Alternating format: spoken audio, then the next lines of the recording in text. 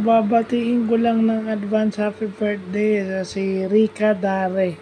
Sa November 2 pa yung birthday mo pero mauna na ako kasi baka marami kang ginagawa at maraming babati.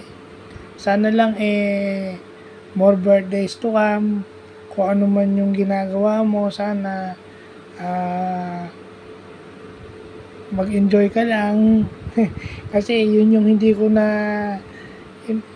eto lang, ngayon lang ako nag-e-enjoy kasi may mga ginawa ako noon na hindi ko, later on hindi ko na na-enjoy. Aside from siguro na kumikita ka na ng pera, nakakatulong ka na sa parents mo, di ba? Tsaka sana wag mong kakalimutan na hindi mo dapat ngayong tatanda ka na naman ng isang taon. So I think you're on your late o middle 20s ka na. So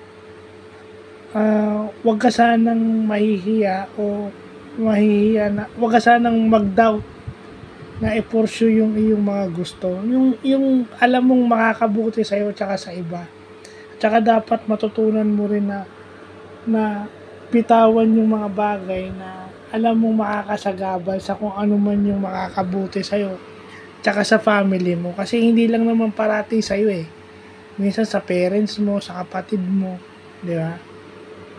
Kahit na gustong gusto mo o mahal mo yung isang tao o isang bagay, pero basta dapat yung family mo na yung isa lang alang kasi wala rin namang ibang tutulong sa'yo on your birthday and birthday. Sana yan yung isang bagay na ma-realize mo kasi maraming nangyayari sa buhay natin na minsan yung family natin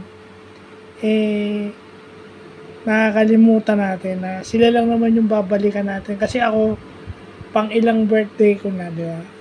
Pero minsan nakakalimutan ko na yung sarili kong family laging nandyan para sa akin. So happy birthday in advance and God bless.